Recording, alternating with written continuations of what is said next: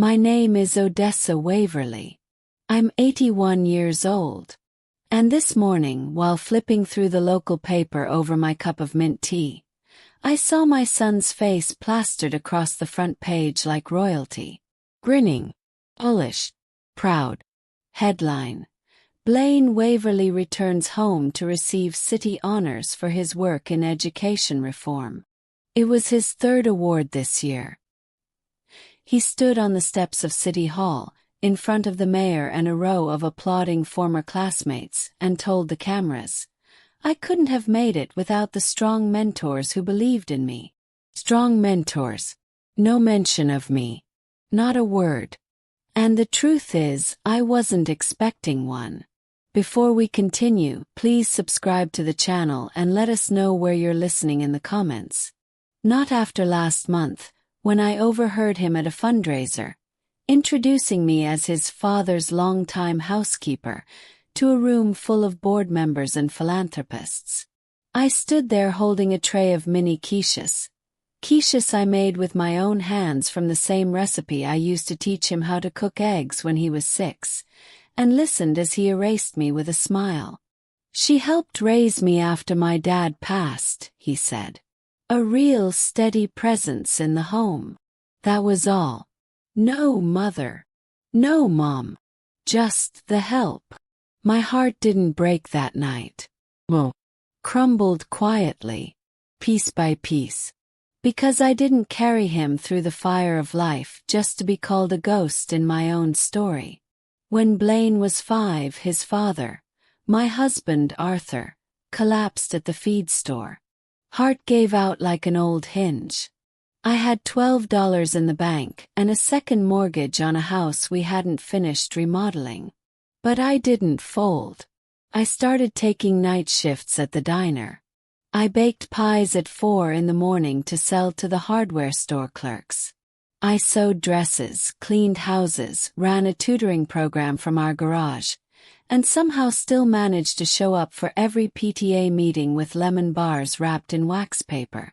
I put my own dreams in a box and buried them so Blaine could chase his. And he did. He ran toward success like a racehorse, fast and blind. And when he got there, he turned around and called me the help. But this time he didn't just erase me privately. This time he did it on record. In an interview on the city's public access channel, one that ran just after the mayor announced Blaine's new community youth center project, the anchor asked him about his upbringing, about who helped shape his values. He said, "I was raised by good people. Teachers, coaches. My father taught me strength. I had to learn resilience on my own. That was it. Nothing about how I once pawned my wedding ring to buy him a laptop for school. Nothing about the time I walked 5 miles in the rain to deliver his forgotten science fair project. Nothing about how I stayed in the same creaky little house in Larchwood so he'd have a place to come home to, even though he never came." And then came the final blow. The interviewer asked, "What about your mother?" Blaine laughed. Actually laughed. And said, "Let's just say some people are better at being part of the background. Not everyone was meant for the spotlight." Paused the TV. Sat in silence. That laugh, it wasn't just cruel. It was calculated. He wanted the world to see him as self-made. And for that to work, he needed me erased. But what he forgot, what so many people forget, is that the background holds the whole picture up. Without it, there's just a man floating in a lie. So I made a decision. I wasn't going to yell. I wasn't going to beg. I was going to do what I've always done. Show up. Blaine's homecoming celebration and legacy exhibit is scheduled for next Friday at the town's Civic Museum. They're calling it Waverly's Legacy, a son of Larchwood. They've got photographs, plaques, childhood drawings, his high school debate trophies. But what they don't have, what he never expected to surface, is the one thing he didn't control. My journals. Years and years of them. Photographs he forgot existed. Letters he wrote when he was afraid. When he was kind. When he was mine. Kept them all. And I'm donating them to the exhibit. Every single one. But not under his name. Under mine. Odessa Waverly. The woman behind the man who tried to bury her. And when the town walks through those museum doors and sees the truth for themselves, they won't be able to look away. Not this time. If this moment stirred something deep, if you've ever sacrificed yourself only to be forgotten, click that like button, drop your thoughts in the comments, and subscribe to the channel. Blaine was born on a Tuesday morning in late March, just as the dogwoods began to bloom along our fence line. He came into this world quiet, not crying, not fussing, just blinking up at me with those wide, curious eyes like he'd already seen too much. Arthur cried harder than the baby. "He's going to change everything," he whispered, brushing his fingers over that tiny, perfect cheek. "He's going to be someone." He was right, but none of us knew what it would cost. When Arthur died just 5 years later, everything fell apart in a single afternoon. One moment, he was stacking feed bags in the back of Harper's Supply. The next, he was on the floor, clutching his chest while customers stood around unsure what to do. Blaine was home with a fever that day, curled on the couch in a blanket fort we'd built the night before. I got the call just after lunchtime. By dinner, I was a widow with a sick child and $12 to my name. There was no insurance. No inheritance. Just a mortgage, a rusted-out Buick, and a boy who looked up at me and said, "When is Daddy coming home?" I didn't cry. Not then. I cooked soup with powdered broth and leftover carrots, and I sat next to Blaine until he fell asleep, his forehead hot against my palm. Then I went into the bathroom, turned on the faucet, and sobbed into a towel so he wouldn't hear me break. And when I was done, I pulled myself together and made a plan. That plan was survival. I cleaned houses during the day and worked at the diner at night. On weekends, I took in laundry and repaired hems for neighbors who couldn't afford tailors. I learned how to stretch every dollar like it was made of rubber. There were nights I didn't eat so Blaine could have seconds. And I never told him. Not once. Because he was already carrying enough. He was smart. God, was he smart. But he had a fire in him that could burn out of control if you didn't tend to it carefully. He hated feeling small, hated feeling like we were poor. "I'm not going to be like this forever," he used to say. "I'm going to be rich. Big. Important."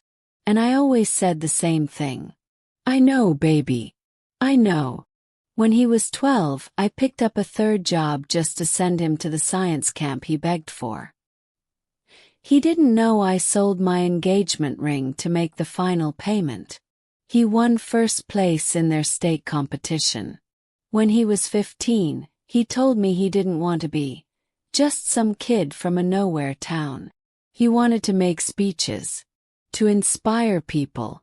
So I taught him how to write essays and gave him my old typewriter. Every night, I stayed up and edited his papers after my shift at the diner. Eyes half shut, pencil smudges on my hands. He got into every school he applied to. But he chose the one furthest from home. Said he needed distance. Said he'd come back. He did, but not the way I imagined. Not as a son. As a name. Name I gave him.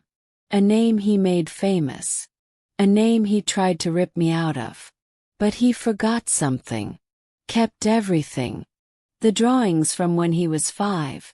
Scribbled crayon pages with "To Mommy" written in shaky letters. The letters from college that said, "I miss you. I hope I make you proud." The newspaper clipping from his first speech contest where he said on stage, "My mother is my hero. She's the reason I'm here," kept them all. Even after he stopped saying it. Even after the interviews and the photo ops and the lies. Because deep down I thought maybe, just maybe, he'd come home and remember. But he didn't. So I'm going to do it for him. No more waiting. I spent the last 2 nights curating everything. A timeline of Blaine's life. Not the one printed on glossy posters at his exhibit, but the one rooted in truth. Each memory labeled and dated. Each photo mounted on board with a quote from my journals beneath it. One of them reads, February 3, 1999. Blaine cried all night because he failed a test. I told him failure isn't the end. He said, "One day I'll be on TV and you'll be there too." Another reads, June 18, 2005. He gave his valedictorian speech, looked at me from the podium and mouthed, "Thank you." I never needed a microphone to hear it. I even included the receipts, literal receipts, of the sacrifices I made. The pawn slips for my ring. The overdraft notice when I bought him that application form. The hospital bill I paid off over 3 years when he broke his arm on the school playground and I didn't have coverage. I scanned them all. I'm not putting them in a scrapbook. I'm putting them in the museum. Next to the exhibit that calls him a self-made visionary. There will be no yelling. No confrontation. Just truth. Printed. Framed. On display. And when the mayor tours the exhibit, and the donors stroll through the halls with their champagne glasses, they'll have to read my words. They'll have to see me. Because I wasn't the help. I was the foundation. And Blaine. He's about to feel what it's like to stand on a truth he didn't build, and can't control. If this moment moved you, if you've ever given your all and been left behind, don't scroll away. Hit that like button, share your story in the comments and subscribe to the channel.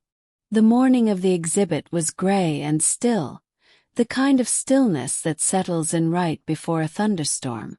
I dressed slowly, pressed my best linen skirt, the one with a stitched hem I'd mended so many times it felt like memory.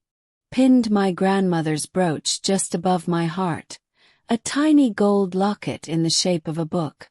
I didn't wear makeup. Didn't need to. The lines on my face told the story. Every wrinkle, every crease around my eyes. Those were the years Blaine pretended I didn't exist. The folds around my mouth. The ones that people mistook for bitterness. They were carved by years of silence I forced myself to swallow. By noon, the town's civic museum was buzzing. Banners read Larchwood Honors Blaine Waverly, fluttering in the late summer wind. There were news vans parked outside. Cameramen adjusting lights. Reporters sipping coffee and comparing notes on his rise to fame. Inside it looked like a high school yearbook had exploded. Trophies, posters, plaques, photos from every stage of his life, each one more polished than the last. Baby Blaine in overalls. Teen Blaine giving speeches. Adult Blaine shaking hands with senators. His team had curated it like a shrine. But they made one mistake. They left the West Wing open for public contribution, an idea pitched by the museum to make the exhibit more community-focused. Visitors were invited to submit their memories of Blaine, mementos, or photos from his early years. That's where I placed it. My wall. 6 panels. Matte black background. White trim. Centered under a banner that read, Odessa Waverly. A life remembered. Not a word about Blaine in the title. But as people began to drift in, they paused. Read. Looked again. And then lingered. One by one, the crowd shifted from the polished timeline of Blaine's awards to the quieter space in the West Wing, where photographs told a different kind of story. One of them showed Blaine in a paper crown, his arms around my neck, both of us covered in flour from a birthday cake gone wrong. Caption: He asked for a store-bought cake. I made it from scratch instead. He cried, then ate 3 slices. Another showed me sleeping on a couch with bills stacked on my chest. Caption: 2003. I fell asleep calculating how to pay for his band trip. He played a solo. I wasn't there. I was working. Visitors began whispering. Not in judgment. No. Then came the centerpiece. A handwritten letter from Blaine, age 16. Mom, I got in. Full ride. I don't even know how to thank you. I'm going to make you proud. I promise. It was framed in gold. I stood in the corner, near the emergency exit, sipping lukewarm coffee from a paper cup as people stopped and stared. One of the local journalists, Tina Harrell, who used to sit next to me at church, wiped her eyes as she read. I didn't know, she whispered. I thought his mother had passed years ago. Another woman, someone I didn't recognize, turned to her friend and said, This doesn't match what he said on Channel 7. Didn't he say he grew up without support? And just like that, the narrative cracked. Not loudly, not with a bang, but with a slow, undeniable fracture that widened with every whispered question. Where was his mother in all this? Why had no one heard her side? That's when Blaine walked in.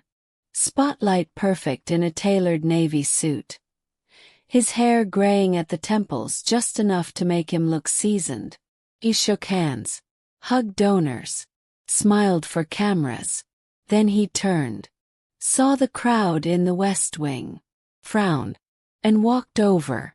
I watched him from the corner as he approached the panels.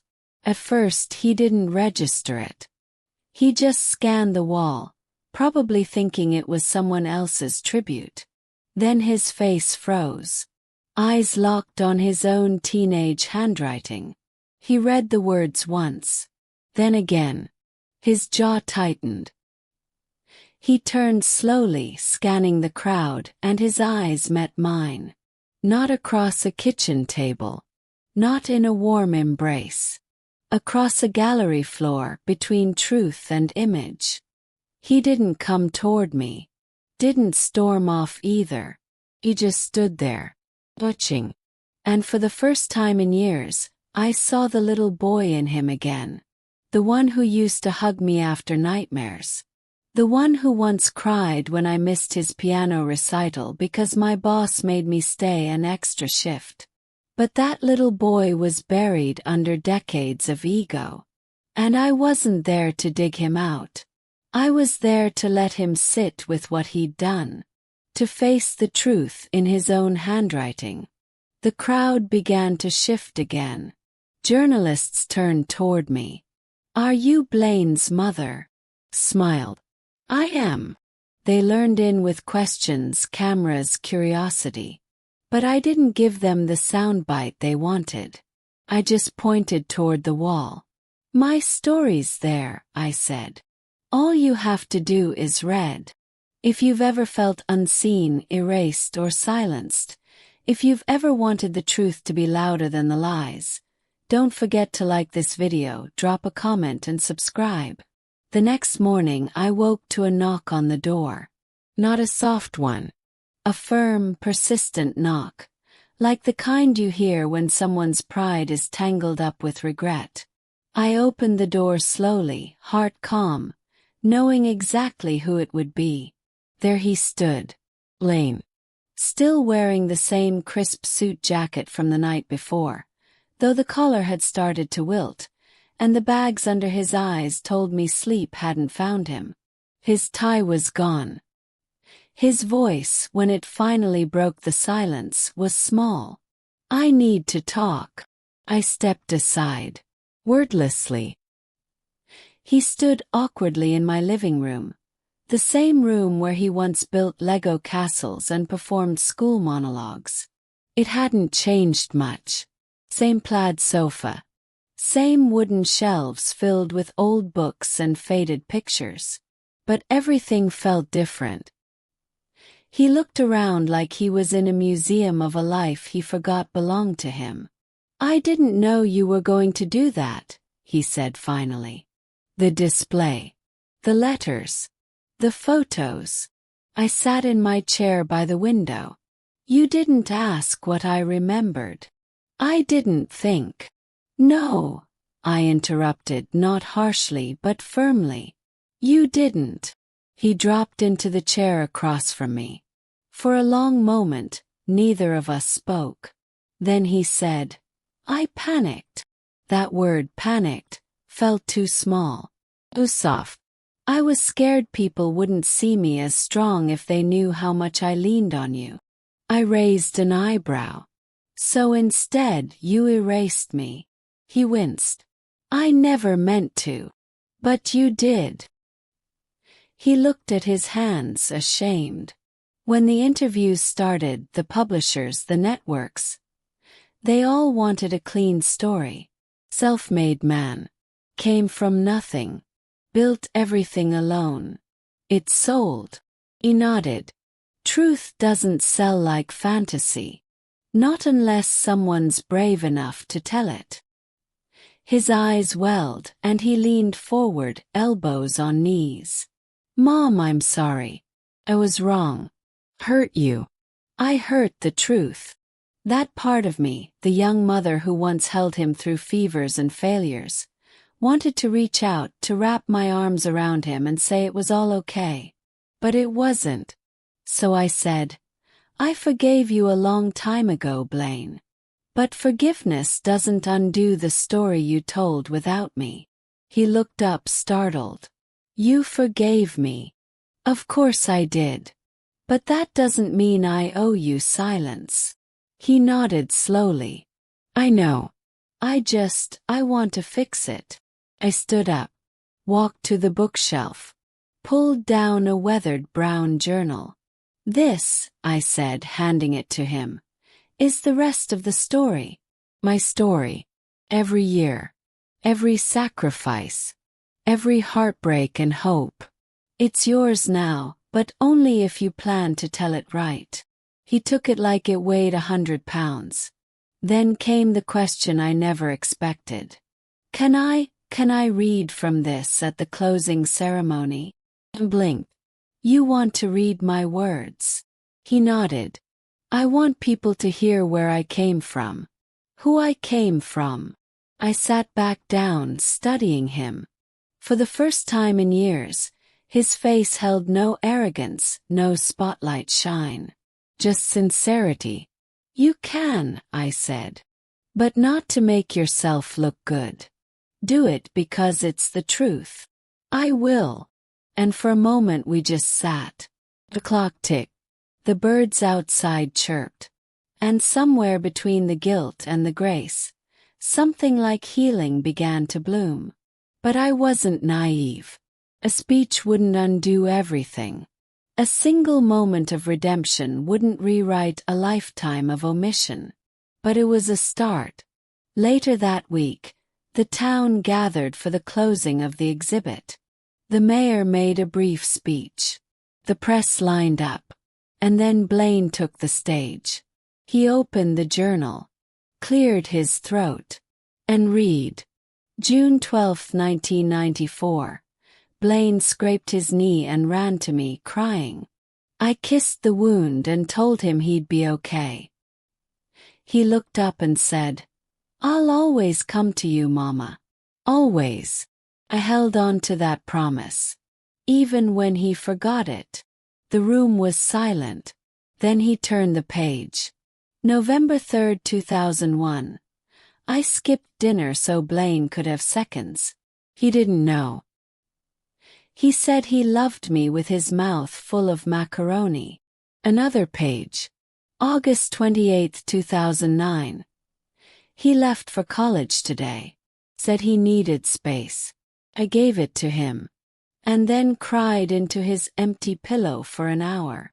The audience didn't make a sound. Some people wept openly. Even the cameras lowered slightly. And then, after a long pause, Blaine said, "I told the world I did this alone. That's not true. My mother was the scaffolding that held me up. I called her the help once. But she was the architect." And he stepped back. People clapped. Some stood. But I didn't. I just sat in the front row, hands folded in my lap, tears in my eyes, but my spine straight. Because I didn't do it for applause. I did it for truth. And that truth had finally been spoken. If you've ever felt like your sacrifices were invisible, like your love was repaid with erasure, then like this video, share your story in the comments, and don't forget to subscribe to the channel. 3 days after the exhibit closed, a small envelope arrived in my mailbox. It was cream-colored, thick, like something from a wedding invitation or a lawyer's desk. Inside, there was a simple note card with gold lettering across the top, Larchwood Historical Society. Below, typed in a clean serif font, it read, "The Larchwood Historical Society would like to honor Odessa Waverly with a permanent installation at the Civic Museum. Her contributions to the life and legacy of Blaine Waverly, and to the greater Larchwood community, deserve their rightful place in our shared story. Please accept this humble recognition as a first step toward restoring what should never have been forgotten." I sat with it in my lap for several minutes, unsure if I should cry or laugh. I didn't ask for a plaque. Didn't ask for a hall named after me. What I asked for, what I fought for, was acknowledgement. And that was exactly what this was. The next weekend, I returned to the museum, this time not as a visitor, not as a bystander, but as the reason the West Wing was being redesigned. They gave me my own exhibit. Not a wing about Blaine with my story squeezed in. A full exhibit about me.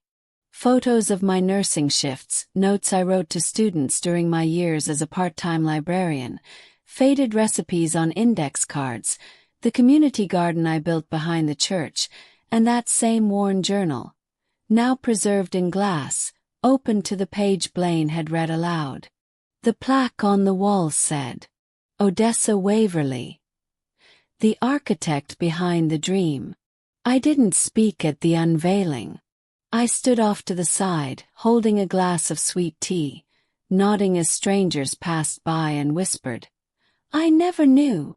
Some even brought their own children to the exhibit, pointing to the journal pages, the black and white photos, the collage of handwritten birthday letters Blaine had sent me from college. At one point Blaine approached. He was quieter now. Not in the way people go silent when they're ashamed, but in the way someone walks gently through a sacred space. He looked at the plaque, then at me. "I'm leaving the city," he said. "Moving back here. Going to help with the literacy program you started." I blinked. "You are?" I figured. "It's time I start building something that doesn't just have my name on it." He nodded.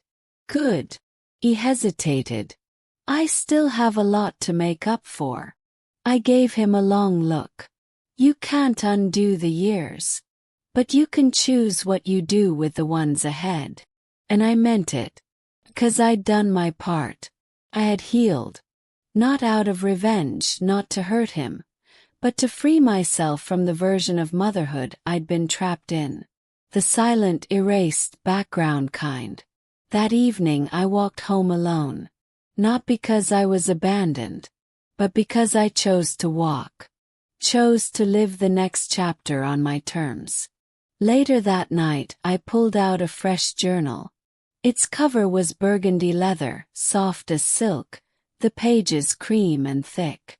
On the inside flap I wrote, "To the woman I've become, thank you for not giving up on me."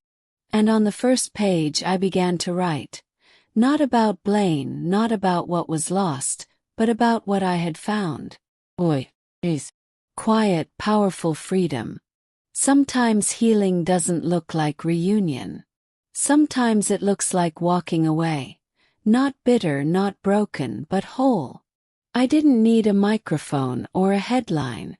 Had my name, my story. And now, finally, a world that listened. If this story touched your heart, if you've ever felt erased by someone you loved, or found the courage to stand tall again, don't scroll away without clicking that like button. Leave a comment below telling us how you reclaimed your voice.